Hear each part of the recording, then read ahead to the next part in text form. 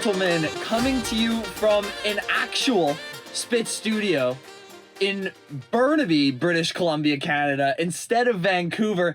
This is the Spit Sports Show. Goodness gracious, ladies and gentlemen, it has been a hot minute since I've seen you all. Now, I want to start this episode with an admission. An admission of guilt, if I'm being totally honest with you guys, because as you all know, my intro to this podcast has been very similar over the years, coming to you from the Spit, like I just did, from the Spit Studios, blah, blah, blah. Guys, there never actually was a Spit Studios. It was my bedroom the entire time. And the reason I'm bringing this up now is because we are here at the BCIT campus where I go to school, and I have not completely ignored the guy behind me. We have a co-host, a co-host for a podcast, guys. I know it's not just me anymore. This is Big Red, also known as Hayden Stewart, but you guys call him Big Red. Big Red, we're thrilled to have you on. Thank you for being here. I'm honored. Thank you. Absolute joy. But before we get to Big Red's here to talk about some Canucks today. Big baseball guy as well. When the baseball playoffs come back around and the regular season spring training starts up, we're going to have Big Red on here a whole lot. But we're going to talk some Canucks later. But for now, I want to start with my bread and butter, the NFL. Because there really have been two teams that have separated themselves from the league, and one of them is obviously the undefeated 8-0 still after their overtime win last night, Kansas City Chiefs. And to talk about the Chiefs in their current form, you kind of have to go back to where the Chiefs started and how they got to this point of their dynasty, because when the Chiefs started, they were the 2007 Patriots, the 2011 Saints, all of that on steroids. You had the best quarterback of all time coming into the league with the best offensive play caller of all time, with the best pass-catching tight end of all time. You could argue the most explosive weapon in the history of the league in Tyreek Hill. When they came into the league, they were fun, they were exciting, and what that did was that made them the people's team, especially because the dynasty and the dominant team of that time, the Patriots, God, were they boring. I don't know if you remember watching the Patriots. Some of you younger kids out there might not. Big Red, you probably remember some of these Tom Brady years. They were boring as hell. It was first down, they'd get 3 yards. Second down, they'd get 2 yards. Tom Brady completes a third down. Every now and then you'd get a splash play to Frankenstein Rob Gronkowski. When he was old and washed, Julian Edelman would have a spot here or there. In general, they were a very boring team. So that, compared to the Chiefs' new style of offense, new excitement, it was really cool to root for the Kansas City Chiefs. But what happened to the Chiefs? The Chiefs made a decision in 2021 that to sustain greatness with the best quarterback of all time, they needed to steal the model from the greatest quarterback of all time's dynasty, which was to sustain a quarterback's career. It doesn't take flash and finesse on offense. It doesn't take explosive plays. It doesn't take even players who will up efficiency. The quarterback will take care of that.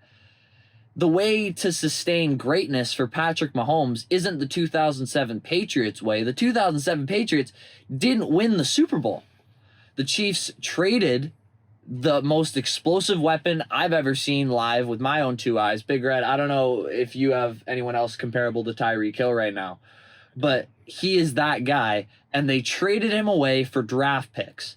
Now, what did they do with these draft picks? Well, they simply turned what was a pretty mediocre defense for the first couple years of Mahomes' career. His rookie year, if you remember, they had maybe the worst defense. It was 31st ranked.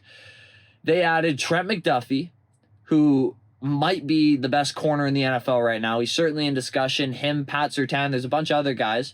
George Karlaftis, who was all over the field yesterday. When he went down, that was a huge blow to Kansas City. He's leading the team in tackles. And Brian Cook, who is just emerging as one of the better safeties in the NFL. And unlike the Patriots, who seemingly forgot how to draft offense in the later years of Belichick, the Chiefs have not forgotten about offense whatsoever. They got Isaiah Pacheco, who runs harder than any running back I've ever seen on a play-to-play basis in the 7th round. And that running hard thing is going to become important later, I promise. Rashee Rice, who is a top 15 wide receiver right now at a minimum. You could argue he was top 10 before he went down. He was taken in the 2nd round. These aren't first-round guys. And what this did, this new change in philosophy, this new change in culture from offensive explosiveness to defensive excellence, what that did was turned the general public against the Chiefs twofold. First of all, people can't understand how the Chiefs are winning these games while being so boring. It's just, you realize that the Chiefs have the best quarterback of all time. It feels like they should be scoring Lions points or Ravens points every game, but they're just not. And what that leads to is us thinking the Chiefs aren't that good because their quarterback is the best and he's not putting up insane numbers. Their offense isn't doing anything special. That's their cornerstone. They're not that good.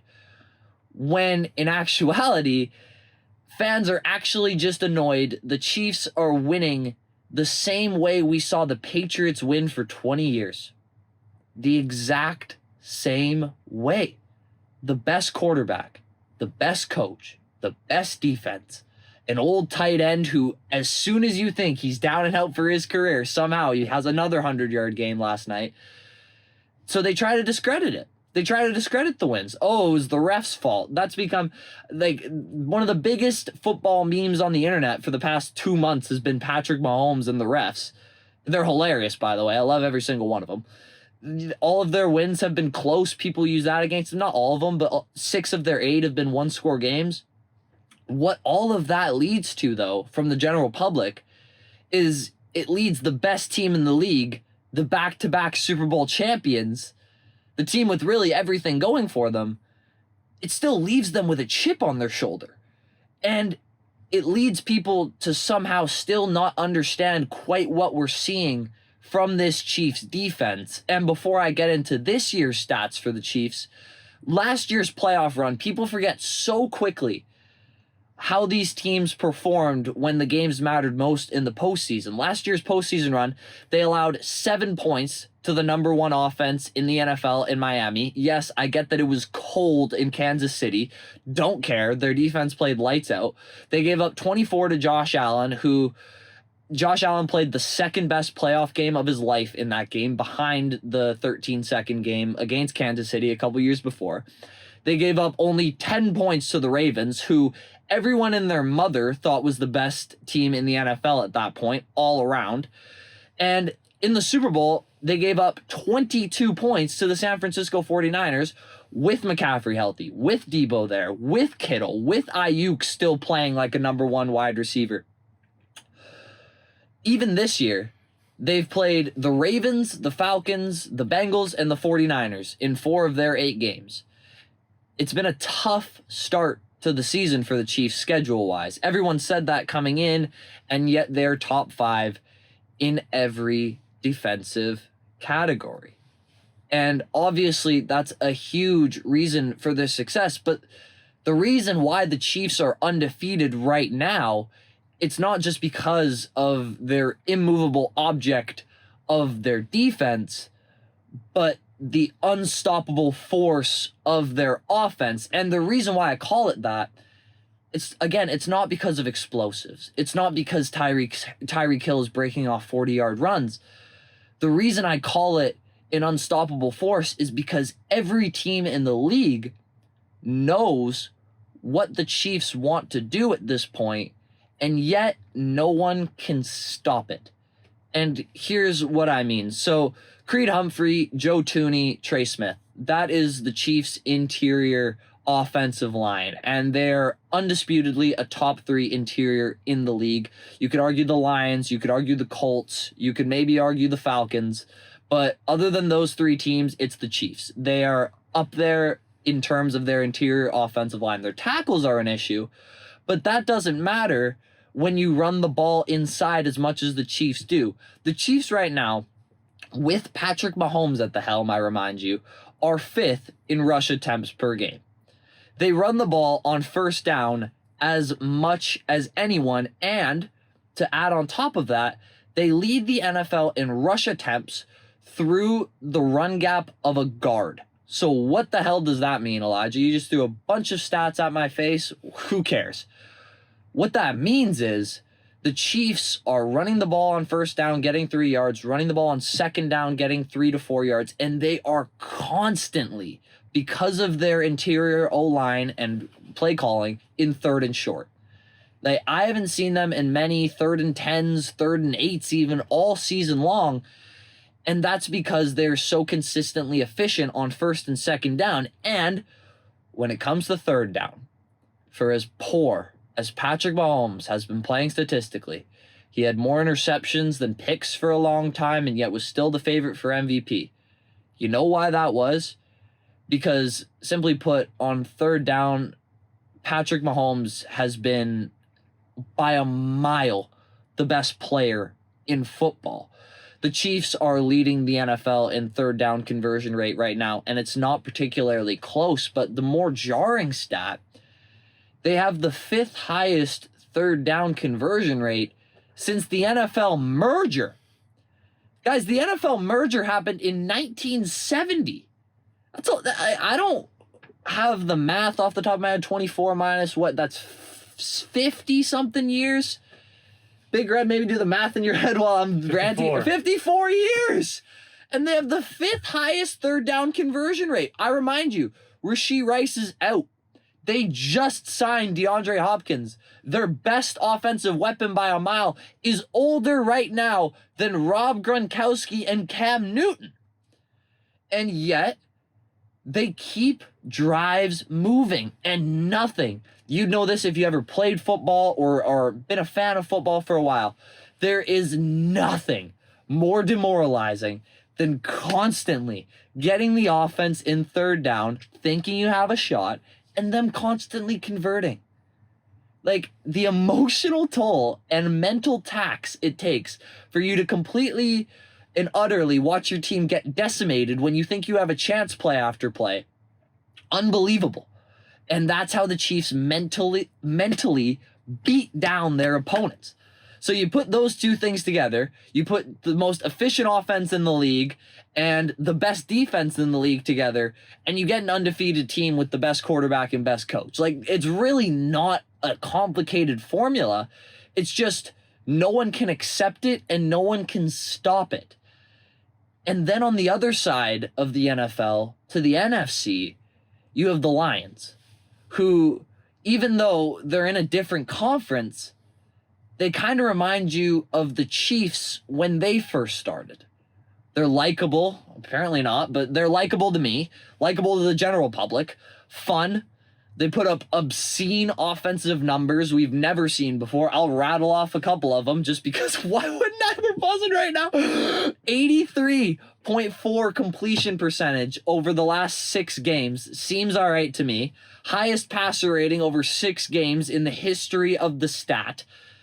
6 more touchdown drives than incompletions. Sounds made up. That doesn't even seem possible when you watch the majority of offenses in the NFL. Goodness, he hasn't turned the ball over since week 3.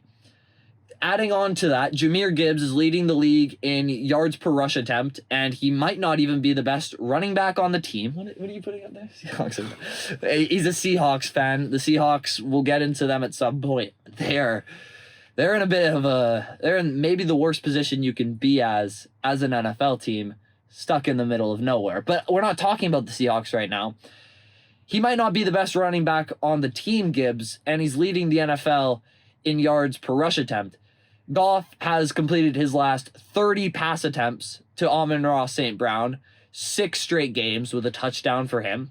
They've been without J-Mo Williams for these last 2 games, and in the games he has played, he's been, as advertised, coming out of Alabama. He's been easily the Lions' second best receiver. Tim Patrick has been a fantastic third addition.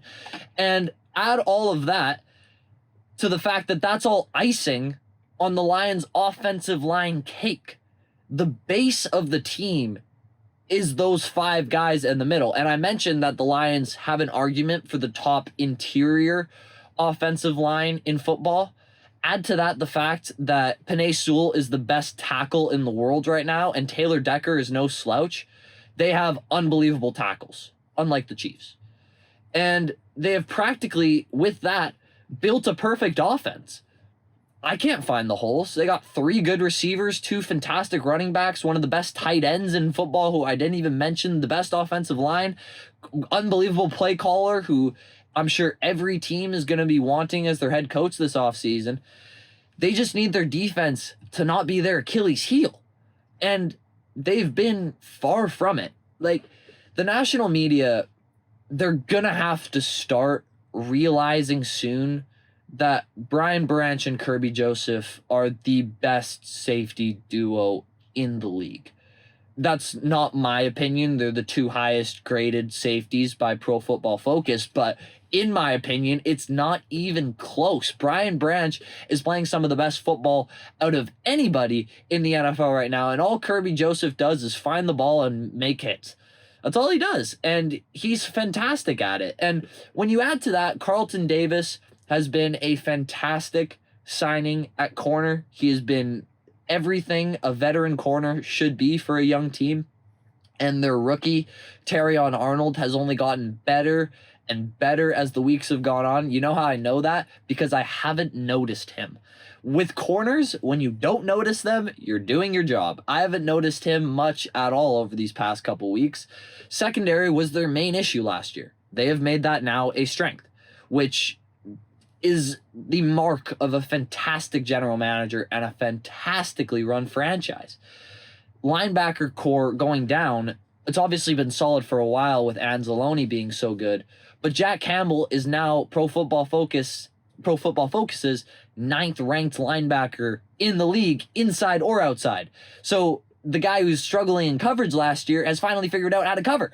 So that's another area of strength for the Lions. Add to that pass rush, where your interior is one of the best in football with Aleem McNeil and DJ Reader. DJ Reader hasn't put up the sack numbers, but obviously that guy is unbelievable in the run game.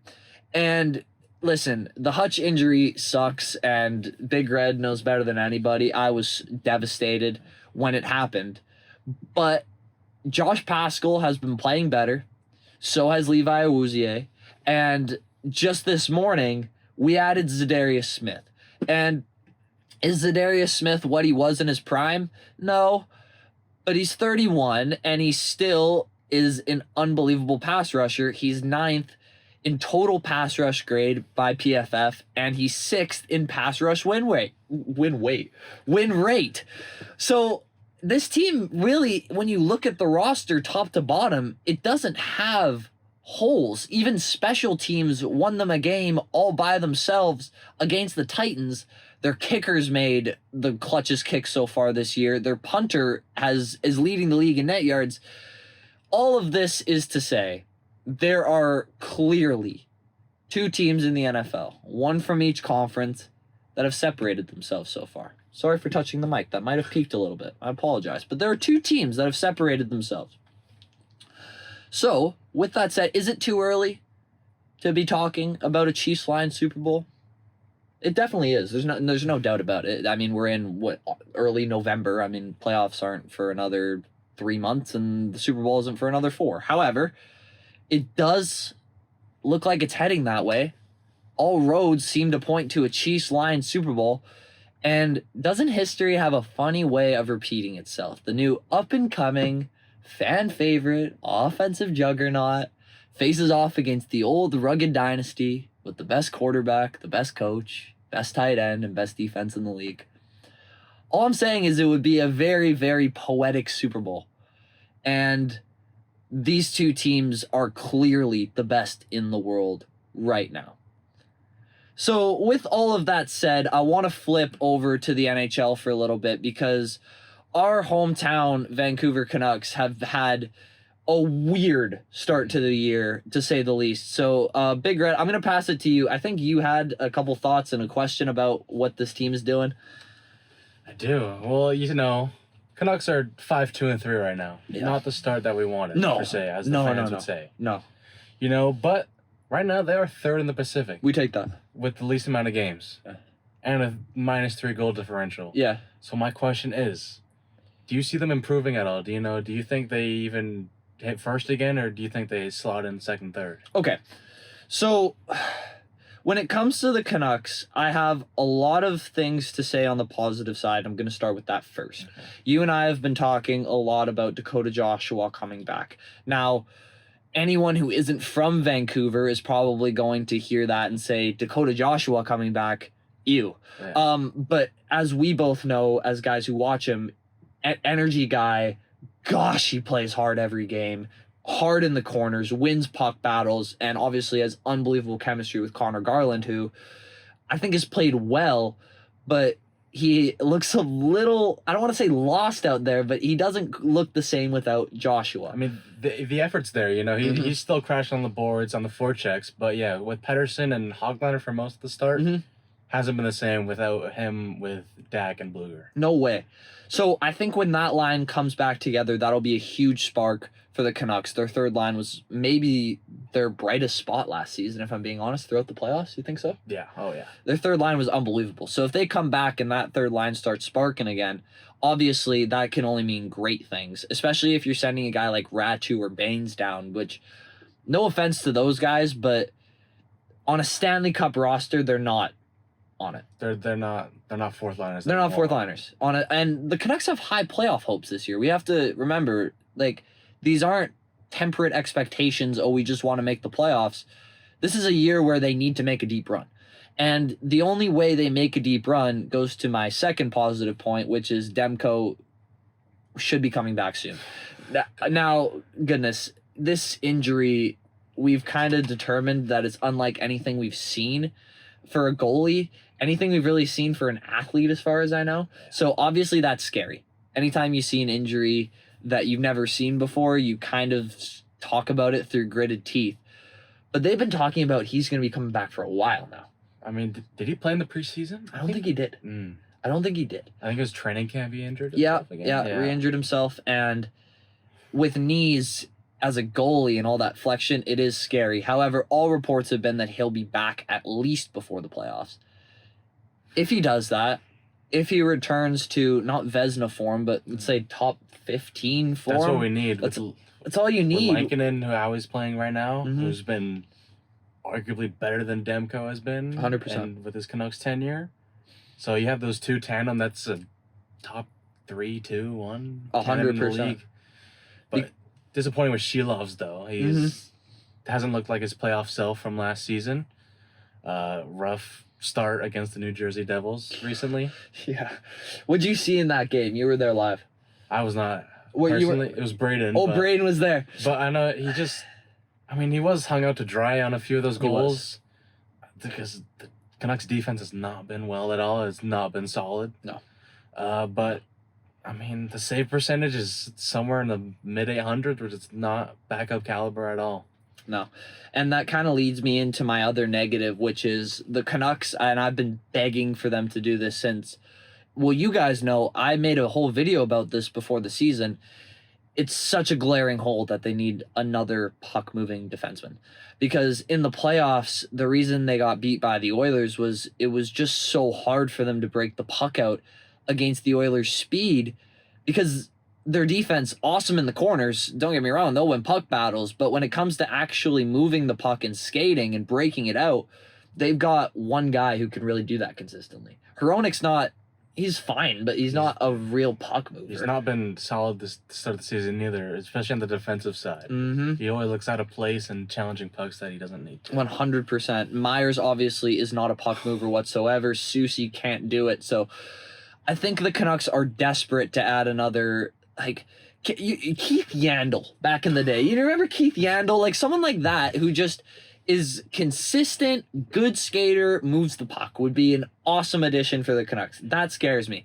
The other thing that terrifies me is Elias Pettersson a superstar anymore, or even a star? Because we've seen guys, especially guys who are smaller, have these unbelievable seasons, but they can't sustain it. And Big Red, I want to pass this to you. Yeah. What I've seen from Pettersson, it's concerning. It is. I mean, you go back to the season before last season, 100 points, he looks promising. He's still young. Yeah. I think 25, 26. So, but I don't know. Just somewhere at the start of the, middle part of the season, last season, he just he never looked the same. He wasn't as aggressive. And that, even as a small player, he was aggressive, Totally. Pretty good forechecker, could get the puck off the boards, but this season he's not aggressive. He's kind of laying low, I'd say. My theory on this for a little while, and it hasn't really changed that much, is that Rick Tocchet is obviously a very hard-nosed style coach. He kind of comes off of that John Tortorella philosophy of, bag skates and very rugged. He's not a player's coach is the easiest way for me to put it. And Pettersson has a very timid personality. And he's kind of just goes with the flow. He seems like a bit of an introvert. I wonder if Tocchet's hard-hitting, boot-up-your-ass kind of coaching isn't really what Pettersson needs, and he needs more of that soft touch. That's kind of been my theory about it, is that him and Tocchet aren't the best fit. Obviously, Tocchet and JT Miller, that's a match made in heaven. Tocchet and Dakota Joshua, Tocchet and Connor Garland. Sure would. Right. All of these guys are just grinders who would fit under that kind of philosophy. Pettersson doesn't. And he's really kind of a lone wolf in that way. So I feel like that's always been a little part of it. But if he can't pick it up to at least an 80-point season, point per game. Right, an 80-point season. If 39-year-old Sidney Crosby is still out producing you when you're in the prime of your career, I'm sorry, we need to look at your play, especially when he's making so much bloody money. 11.6, I think. A stupid amount for someone who's been producing at his level. It has not been good. I think Pettersson might need a new forwards coach, or just, I don't know. But him and Tocchet, I don't think really works. I want to thank you all very much for, if you watched this far, wow. Leave a comment if you watched this far. I promise I will respond and DM you. Comment with bananas something. if you made it. Comment bananas if you made it here, and I will DM you with something. I don't know what. I'll DM you with something. It'll be something fun, something for you guys to have. Really, really appreciate you tuning in to the first Spit Sports show in an actual studio. Fun stuff. And as always, thank you all so much for watching. Please subscribe if you haven't already. The Spit Sports Show just hit over 375 subscribers. We're doing big things over on this channel. Please leave a like on the video if you enjoyed what you saw. And as always, for me and my co-host, Big Red, we will see you all in the next one. Peace out.